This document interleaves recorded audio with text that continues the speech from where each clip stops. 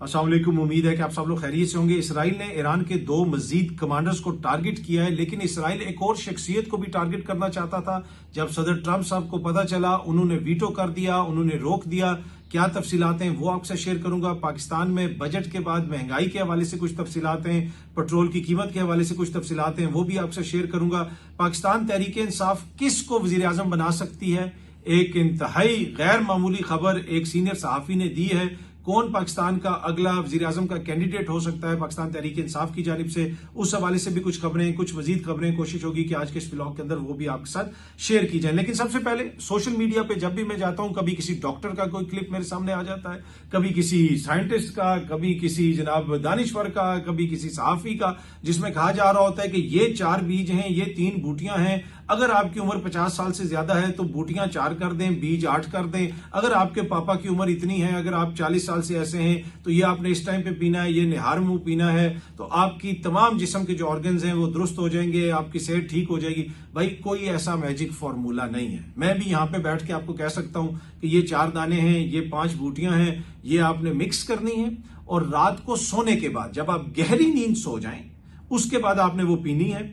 और सुबह उठने से पहले, आप सोए हो, उठने से पहले आपने ये दवाई पीनी है या ये पानी पीना है, निहार मुंह, और आप बिल्कुल ठीक हो जाएंगे। अगर आप ठीक नहीं हुए तो महीने बाद आके आप मुझसे पूछ लें। जब आप महीने बाद आप आएंगे और मैं आपसे पूछूंगा कि भाई आप ठीक हुए, आपने कहा जी जब मैं सो जाता हूं तो फिर तो मुझे याद ही नहीं रहता मैं कैसे पीऊं, तो मैं कहूं देखें भाई मैंने तो आपको पहले ही बताया था कि आप जब सो जाएं उसके बाद आपने पीना है। तो एनीवे इन चीजों का ना कोई साइंटिफिक किसी किस्म का एविडेंस होता है, ना ये किसी लेबोरेटरी में टेस्ट हुई होती हैं। जड़ी बूटियां अच्छी होती हैं सेहत के लिए, आप जरूर करें, लेकिन ये मुतबादल नहीं है आपकी मेडिकल एडवाइस के। यहां पे तो टीवी पे बैठ के लोग शुगर का इलाज बता रहे होते हैं, आपको मेडिकल एडवाइस सीख करनी चाहिए। और बेसिक सी चीजें हैं, आप मुरगन गजाएं कम खाएं, मीठा कम खाएं, तेल का इस्तेमाल कम करें, थोड़ी बहुत एक्सरसाइज करें, घर में हिले जुलें, जितनी भूख है उससे थोड़ा कम खाएं। ये आपको पता है 1400 साल पहले भी इस तरह की चीजें हमें बता दी गई हैं। तो ये जो सारे लोग बैठ के फार्मूला बनाते रहते हैं ना कि हम काम भी कुछ ना करें, बैठे रहें और सिर्फ सुबह निहार मुंह एक चीज पिएंगे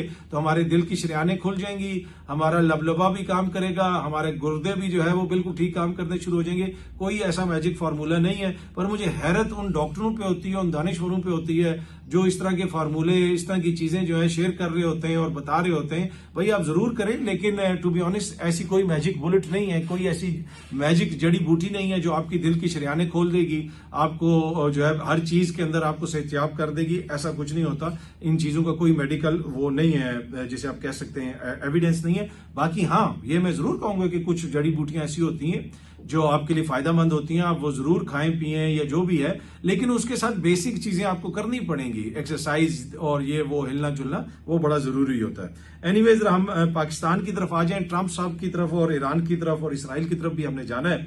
लेकिन पाकिस्तान में जनाब पेट्रोल की कीमतों में इजाफा हो गया है। डीजल की कीमत 7 रुपए 95 पैसे यानी 8 रुपए बढ़ गई है, नोटिफिकेशन जारी कर दिया गया है। और उसके साथ साथ जो पेट्रोल की कीमत है, पेट्रोल की कीमत 4 रुपए 80 पैसे बढ़ा दी गई है। सो डीजल तकरीबन 8 रुपए, पेट्रोल जो है 5 रुपए फी लीटर इजाफा कर दिया गया है। ये जनाब पहले कहते थे कि जी आलमी मार्केट में जो कीमतें कम हुई हैं, रिलीफ नहीं मिल रहा पाकिस्तान की आवाम को, क्योंकि हमने बजट लगाना है उधर बलोचिस्तान में। अब आई डोंट नो उधर कितना लगा या नहीं लगा। अब यहाँ पे इतनी ज्यादा कीमत बढ़ा दी गई है पेट्रोल की, 5 रुपए और तकरीबन 8 रुपए डीजल की, तो इसका सारा बोझ तो पाकिस्तान की आवाम पे पड़ेगा। लेकिन एक और जो इम्पोर्टेंट चीज है, वो इम्पोर्टेंट चीज ये है कि ये पहली किस्त होगी, पहली किस्त आई मीन कि इससे आगे मजीद भी कीमतों में इजाफा हो सकता है, क्योंकि 1 जुलाई से आपकी कार्बन और पेट्रोलियम लेवी भी लग रही है, उसमें भी इजाफा हो रहा है। जब वो इजाफा होगा तो ऐन मुमकिन है कि पेट्रोल और डीजल की कीमतों में मजीद इजाफा हो। जब इतनी ज्यादा कीमतें कम भी हुई हुई थी उस वक्त भी जनाब पाकिस्तान की आवाम को रिलीफ नहीं दिया गया। अब वो इसराइल ईरान तनाजे की वजह से कीमतों में कुछ वैसे ही इजाफा हो रहा है, तो अब उसका नुकसान पाकिस्तान को भी होगा। अब ये जो ईरान के साथ जंग हो रही है इस वक्त इसराइल की, उसकी वजह से बलूचिस्तान में पेट्रोल की जो सप्लाई है वो डिसरप्ट हो गई है। जी हाँ जी, ये सामने डॉन न्यूज रिपोर्ट कर रहा है। ऑल्दो कि लीगली तो हम ईरान से कोई पेट्रोल खरीदते ही नहीं है। ये सामने आप देख सकते हैं, fuel crisis deepens in Balochistan as supply from Iran disrupted. इसमें जो प्राइसेस की कीमत अप हुई है वो भी हेडलाइन के अंदर लिखा हुआ है। आगे अगर आप इसकी तफसील पढ़ें उसमें लिखा हुआ है तफसील के अंदर कि जी बलोचिस्तान के जो मुख्तलिफ अजला हैं वहां पे पेट्रोल और डीजल की सप्लाई कम हो गई है, क्योंकि 70% कुछ अजला के अंदर पेट्रोल पंप्स ऐसे हैं जहां पे वहां से पेट्रोल आता है और वो बंद पड़े हुए। Around 60 to 70% petrol pumps have been closed due to suspension of supply from Iranian smuggled oil.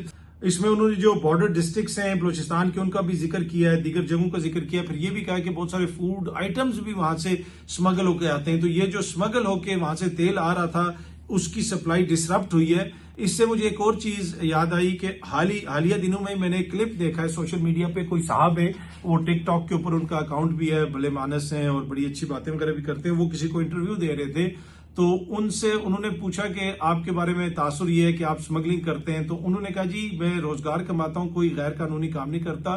मैंने मौलाना से फतवा लिया हुआ है कि स्मगलिंग जो है वो हराम नहीं है, स्मगलिंग हराम नहीं है। ये उसमें आप जो है किसी किस्म का आप उस पर इस्लामी कोई फतवा नहीं लगा सकते। मैंने मौलाना से ये फतवा लिया है, बाकायदा वो एक क्लिप मैंने देखा, वो इंटरव्यू देते हुए ये बात कर रहे हैं किसी पॉडकास्ट के अंदर।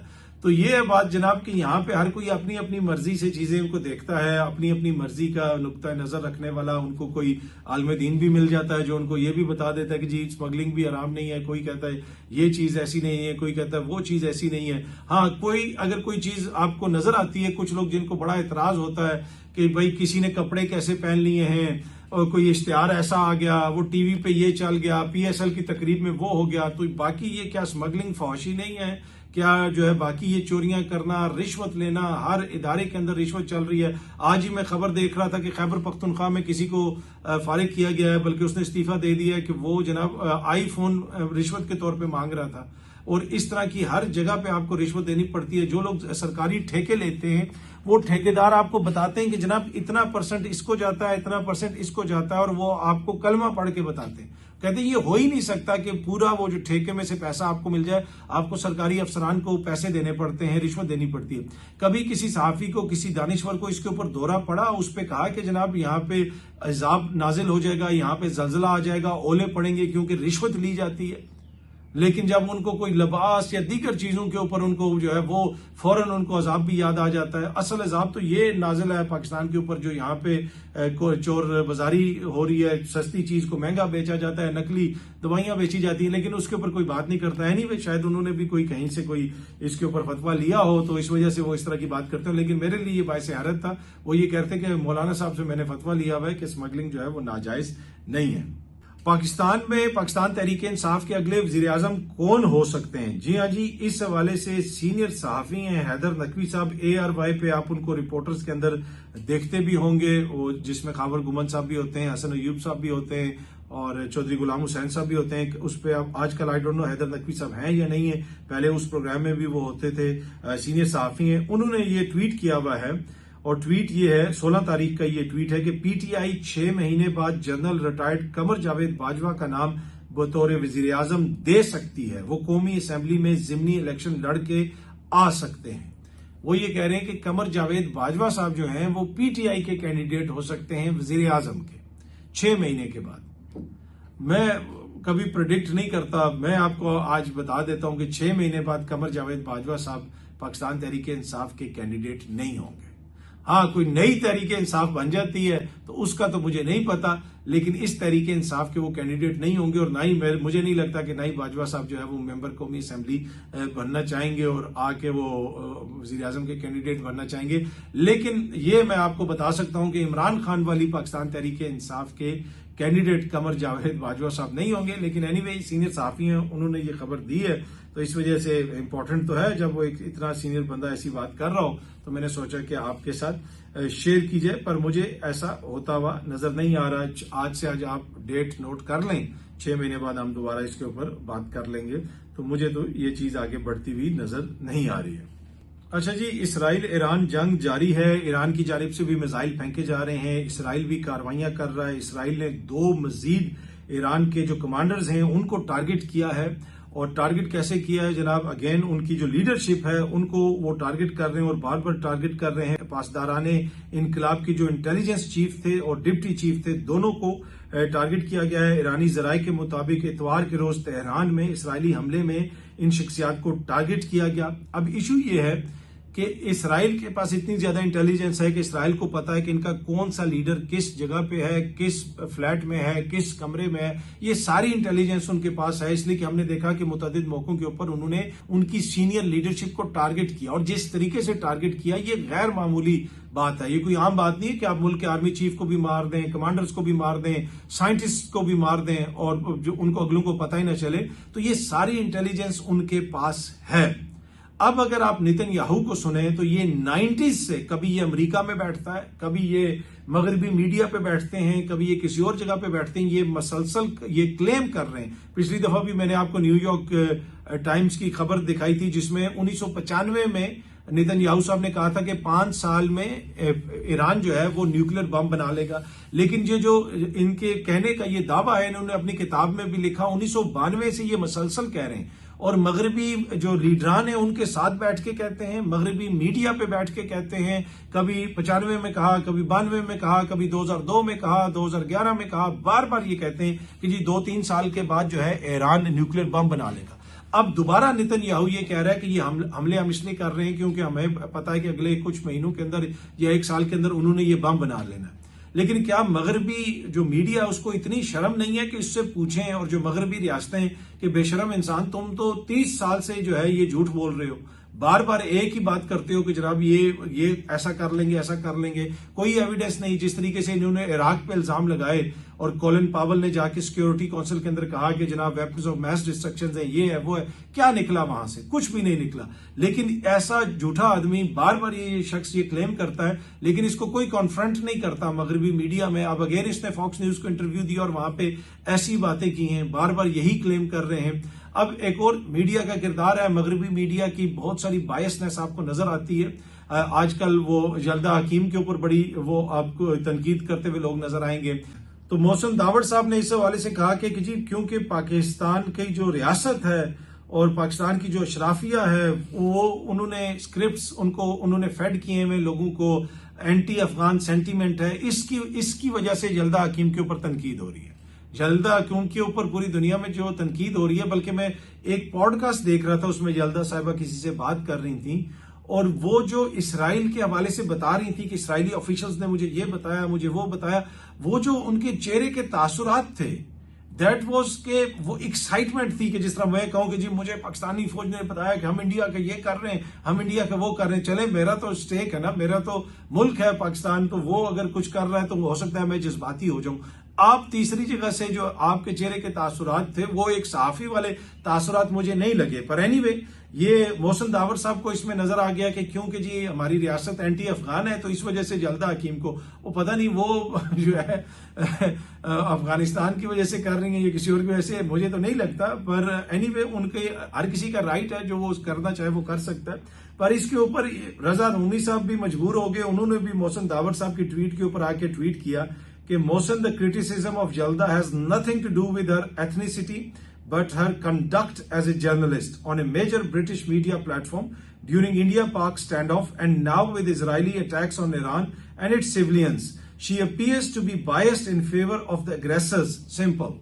उन्होंने कहा जी जो जारियत कर रहा है ये लगता है ऐसे है कि वो उसके हक में है, उसके हक में बायस हैं, तासुब रखती हैं दूसरे फरीक से, तो इस वजह से उनके ऊपर क्रिटिसिज्म होता है। पर एनीवे जिस तरह मैं अर्ज कर रहा था कि ये बार बार नेतन्याहू कहता है कि जी चंद माह के अंदर, चंद सालों के अंदर ईरान जो है वो एटम बम बना सकता है। ईरान के हवाले से जितनी इंटेलिजेंस इसराइल के पास है, शायद ही किसी और के पास हो। उनको ये पता है कि आर्मी चीफ किधर है, फलाना बंदा किधर है, सब पता है। क्या उनको ये नहीं पता कि ईरान एटम बम बना रहा है या नहीं बना रहा है? यकीनन उनको पता होगा, लेकिन वो बार बार मसलसल झूठ बोलते हैं, मसलसल झूठ बोलते हैं, मसलसल झूठ बोलते हैं। और ये उनकी एक तरीका कार है, ये जिसे कहते हैं ना वो ऑपरेट करने का तरीका है कि इतना झूठ बोलो, कभी अपने आप को विक्टिम साबित करो, कभी क्या करो, तो वो आपको नजर आता है उसके अंदर। तो अभी अगेन वो ये दावा कर रहे हैं कि जी ये हो जाएगा, वो हो जाएगा। अब इस दावे में कितनी सदाकत है ये मैं आपके ऊपर छोड़ देता हूं। आप थोड़ा सा गूगल करके देख लें कि 1992 से, हो सकता है ये उससे पहले से भी कर रहे हो, 1992 से, तो ये सारी चीजें डॉक्यूमेंटेड हैं जो बार बार मुख्तलिफ मौकों के ऊपर वो ये क्लेम कर चुके। अच्छा, अब सदर ट्रंप ने इनको एक काम करने से रोका है और ये रॉयटर्स भी इसको रिपोर्ट कर रहा है, अमेरिकन ऑफिशियल्स इसको रिपोर्ट किए हैं। बुनियादी तौर पे अमेरिकन ऑफिशियल्स ने कुछ सहाफियों के साथ ये चीज शेयर की है, रॉयटर्स ने इसको रिपोर्ट किया है इसराइल की ख्वाहिश थी, इसराइल चाहता था, नेतन्याहू साहब चाहते थे कि वो जनाब वहां पे जो सुप्रीम लीडर हैं आयतुल्लाह खामनाई साहब हैं उनको असैसिनेट किया जाए, उनको टारगेट किया जाए ईरान के अंदर। और इसके ऊपर सदर ट्रंप ने उनको वीटो कर दिया। सदर ट्रंप ने कहा आप ऐसा नहीं कर सकते, आप ऐसा ना करें। अब ये जो खबर है ये रॉयटर्स दे रहा है, अमेरिकन ऑफिशियल्स ये कह रहे हैं। अब मैंने आपसे हमेशा एक चीज शेयर की है कि जब भी कोई खबर ऑफिशियल्स जराए से आप तक पहुंचती है या मुख्तलिफ जराए से पहुंचती है तो आपको उसको मुख्तलिफ एंगल से देखना चाहिए, गौर करना चाहिए। अब अमेरिकन ने ये खबर तो दे दी, अमेरिकन ऑफिशियल्स ने, और उस सहाफी ने भी कहा होगा कि खबर बहुत बड़ी है जनाब, फौरन दी जाए। मेरे पास भी ऐसी खबर है तो खबर बहुत बड़ी है, लेकिन एट द सेम टाइम वो कहते हैं थोड़ा सा कॉशन भी आपको देखना पड़ेगा।